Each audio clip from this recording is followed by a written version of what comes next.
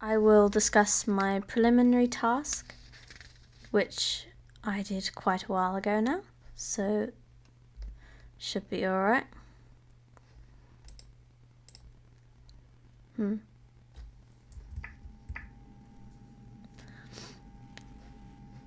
Okay. To begin with, I will discuss this first cut. Just watch how it... I feel that my main issue with this was not thinking so much about my cuts. I was very basic throughout this. For example, let's get to this, go back to it.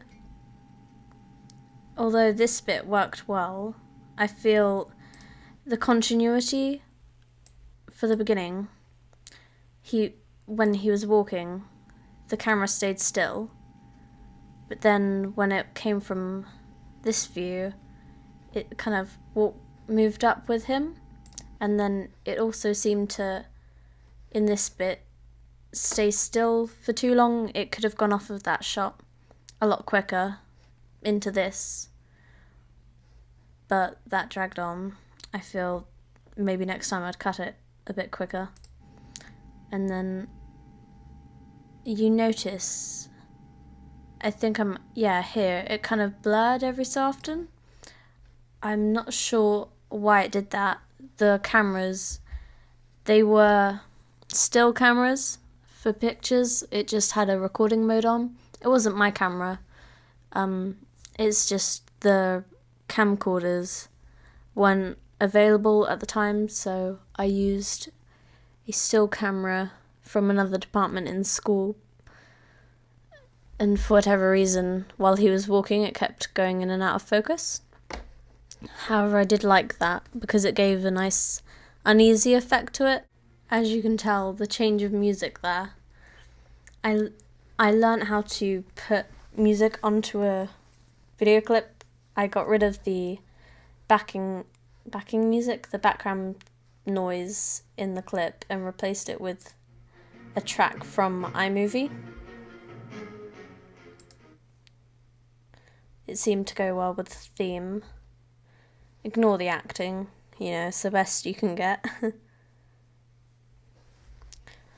I must say, I did struggle quite a bit with my preliminary task because it's the first time I'd ever edited a live action film sort of thing. So it was all new to me, how to cut, and the shots, how you had to consider cutting even when making the shots, rather than just recording it and then putting it all together. It was a lot more complex, like where we recorded this from.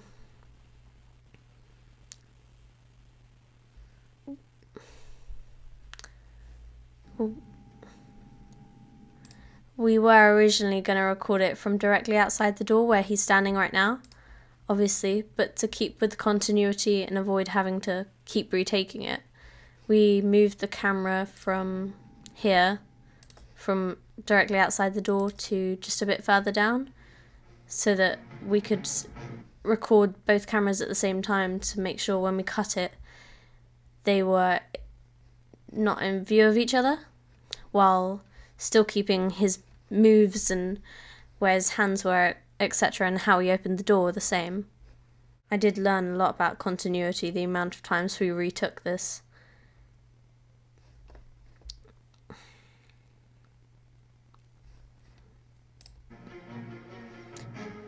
We also learnt the effects of shaky cam by holding the camera to give the effect of panic. There isn't really much to say about this because there's very little in it, to be honest. But overall, I think for the first live action movie style, it was pretty good. Oh.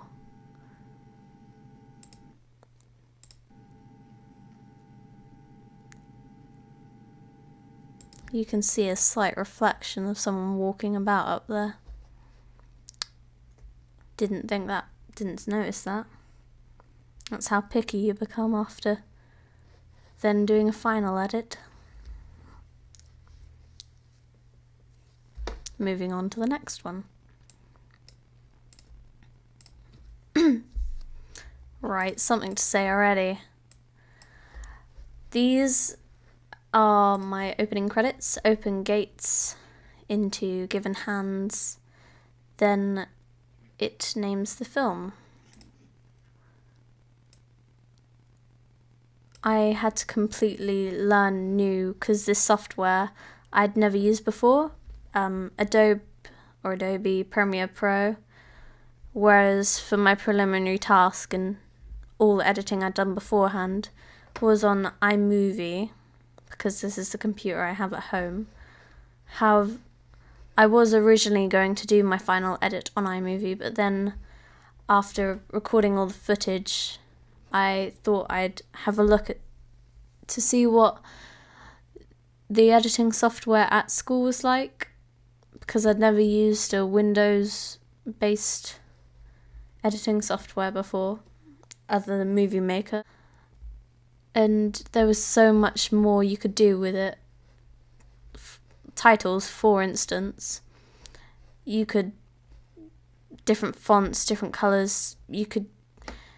My favourite was the 4-point colour coding. Whereas instead of having it as one block colour, you could choose which corner or how many corners the colour would fade into. And all different colours, you could pick any colour you wanted. And I thought that was really cool. And like here, I also learnt to use Photoshop to make the picture different, because I downloaded the gate template and I got rid of the background, changed the lines from white to black to white even, and then added a red tinge to kind of hint the fact that they were more of a horror company. They produced horrors. When I first started editing on Premiere Pro, I first imported all of the clips that I wanted to use. The good ones anyway. And some of the not so good ones, because there were like 2-second clips, like tiny little bits of it that I thought were useful. Even though I'm not sure I actually used any in the end. Oh yeah, the laugh. It took ages to get this shot. Yeah, this bit where he laughs. It took quite a while to get this shot because it included a couple lines. To be honest, this one was his actual laugh because he was struggling to do it on cue, which is fair enough. But yeah, I put in all of the clips I wanted to use. And what was really handy in Premiere Pro, you could get a preview, because the clips weren't named, they were just numbered. So I could just double click on it and it would preview it before I dragged it onto the editing bar. Although I don't have that on my computer right now, which was really useful. So I could just drag and drop them in the order I wanted. Crop them, change the colour, all sorts. For instance, you wouldn't notice particularly that view of Mitchell. Yeah, that was a full-on clip from quite a distance, but I was able to zoom in enough so I would just see the panning bit, and I slowed it down just to see his face. That was a shot I wasn't expecting to have, but I found it really, really useful. Yeah, I liked it. Quite annoying thing, when I saved it and put it on YouTube, no matter what I did, it's just... yeah, that voice, the sound editing I'd done, didn't come on until here. Sound, or that's where it came in, but it wouldn't save. I think the computers started to disagree with Premiere Pro at this point when I came to importing it and putting it on YouTube. So not everything worked, but I don't think it ruined it at all. It's not that noticeable.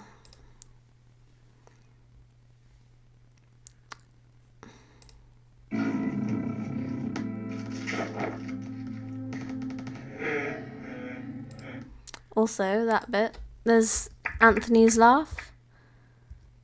That was recorded separately as a voice thing. Here we go. Yeah. Originally, I didn't think that would have been possible because there was the audio bar and the video bar, and obviously the audio bar was already filled by the music and the natural sound from the clip, but I was also able to layer over his laugh. There was so many bars, you could keep adding as many video and audio bars as you wanted, which was really, really good.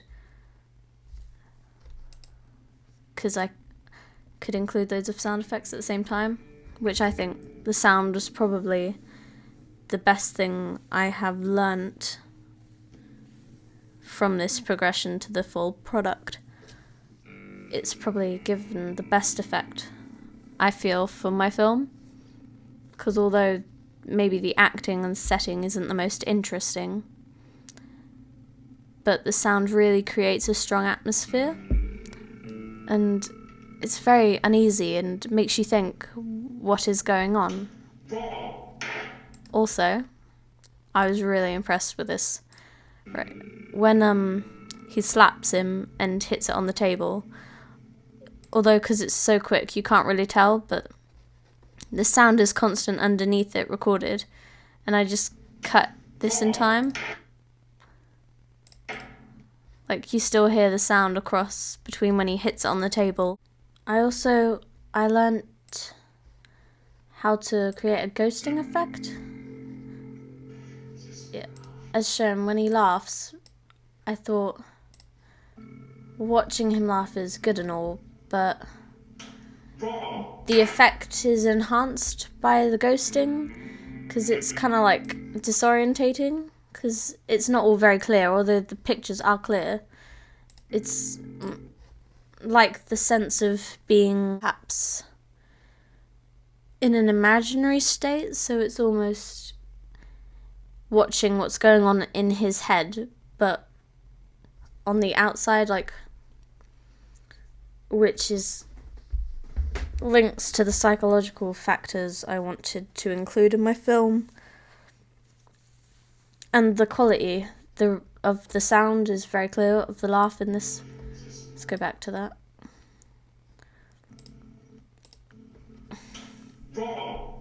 And the table, that was good sound. But yeah, the laugh, it fits well with the recording, but what you actually wouldn't know was that was recorded separately and the pitch was turned down a bit, so it sounded a lot lower, more maniac and uncomfortable than just a nice giggle, which made his character seem more threatening and makes you curious as to why is he laughing like that, what has he done, because it's obviously not something nice. Alright, this bit particularly, what I have learned very well is I made 30 seconds out of a 4-second clip. I slowed it down quite a bit, because although 2 minutes doesn't sound like very long, it was actually really difficult to fill the space, because originally we planned to do quite a lot in 2 minutes, which when we actually tried it, we could not. So then cutting it down so it still makes sense and not last 2 minutes left me with about, well, a minute and a half, even with the titles on. I didn't quite know what to do after that, at which I thought, well, I do want the audience to focus on Jude, and I like the idea of foreshadowing events, as that works quite well with horrors, to draw the audience in, making them want to learn more about a character. So we added in some shots. We took a shot of Jude hiding as that would have happened later on in the film anyway. And then as it only lasted 4 seconds in the end, because originally I thought I would have more footage beforehand, so I wouldn't need to have so much of Jude. Although there was more than 4 seconds recorded, but only 4 seconds of it was useful, because you could see things like the lights changing because someone flicked the light on, which was annoying. And when she would smile or look the wrong way, or it just wasn't how I wanted it to look. So I cut it down and I was left with 4 seconds. Plus, there was another clip, which actually fitted well. You couldn't tell it was a different clip either. So that helped extend it a bit more. It also allowed me to add the names of the other characters, because although I do have Anthony and Mitchell in this bit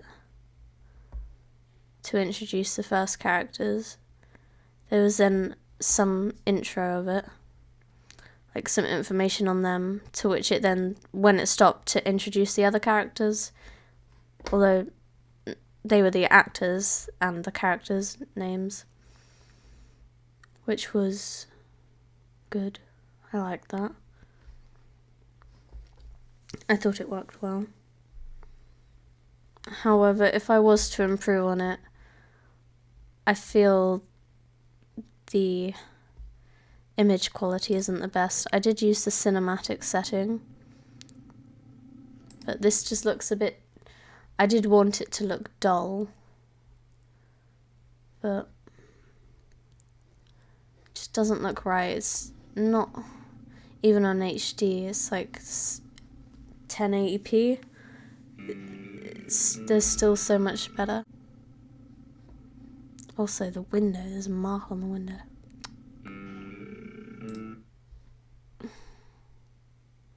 You get really picky. It's really great. It helps. Although, also, there was a coffee mug left on the radiator, which did not fit with the rest of it because it wasn't in any of the other clips. And it also looked very out of place because the place was meant to be very bare and abandoned. And I didn't notice at the time, so once again that zooming in to crop came into place, which was useful. Also, from recording this, I played around with different shot types more, because in my preliminary it's all very low angle, mid shot, long shot. Just the average ones, there weren't any unusual, like the Dutch one, decanter, or I don't know, I think it's Dutch, something like that. And then that I suppose you could call, because it's quite a low angle,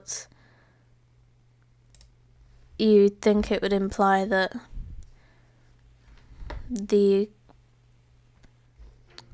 this character would have been more likely, because at the beginning he starts up as the one who seems more higher up because it's looking up at him. But then when this character moves over there, this role reverses, making him the more powerful character, which, as he's wearing white, you wouldn't expect him to be the bad character, because white usually connotes purity and innocence and good. Whereas this character's in blue and black, you'd think he'd be the murderer. However, that was not the case. But with this, I've played around. There was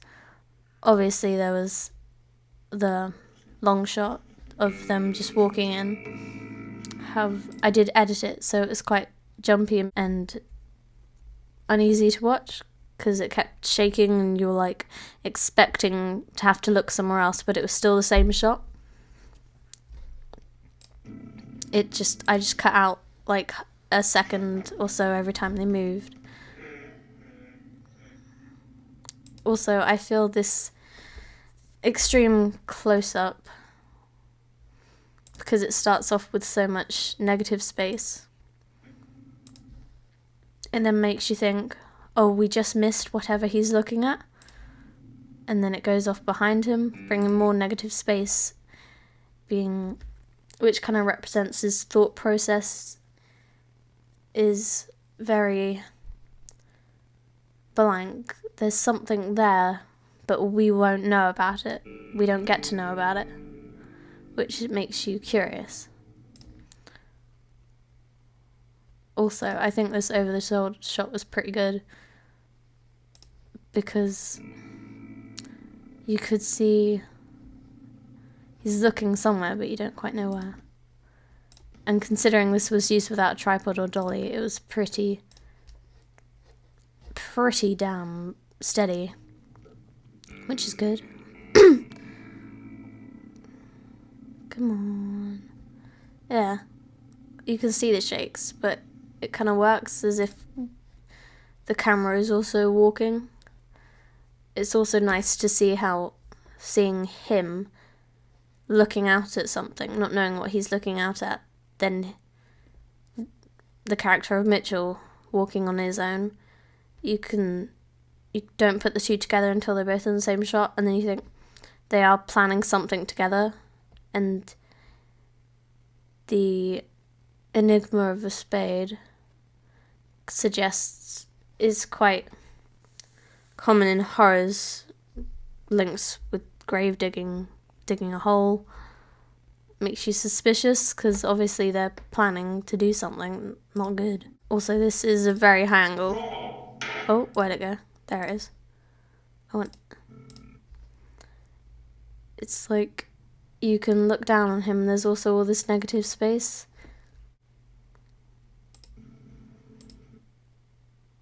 And then it's the low angle.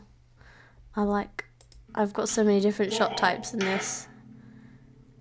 It's quite nice to follow it and then interlink them, overlapping them with this extreme close-up.